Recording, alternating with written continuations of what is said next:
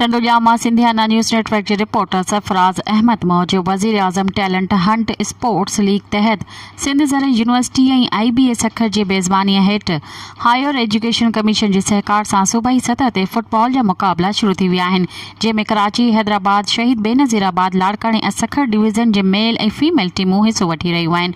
इन सिलसिले में शानदार इफ्तिताही तक़रीब पब्लिक स्कूल हैदराबाद जे फुटबॉल ग्राउंड में थी गुज़री।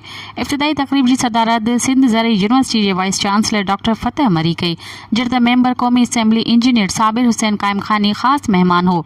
शुरुआती मरहले में सभिनी टीमुनि जे मार्च पास कराई वई। तक़रीब खे ख़िताब कंदे सिंध ज़र यूनिवर्सिटी जे वाइस चांसलर डॉक्टर फतेह मरी चयो त सिंध ज़र यूनिवर्सिटी शागिर्दनि लाइ बहितर मयारी तालीम सां गॾु रांदियुनि लाइ बहितरीन माहौल फराहम कयो आहे।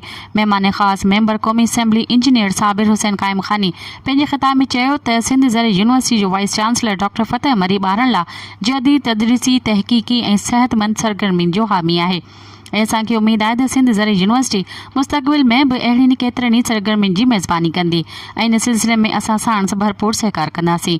स्पोर्ट्स लीग जे ऑर्गेनाइज़र ऐं डायरेक्टर स्पोर्ट्स अनवार हुसैन ख़ानज़ादे आयल महिमाननि खे फुटबॉल लीग बाबति तफ़सीली आगाह कयो। गॾोगॾु मुक़ररनि HAC ऐं यूथ स्पोर्ट्स लीग जे सेक्रेटरी शीज़ा फ़ातिमा जी सहकार जो पिणु शुक्रिया अदा कयो वियो।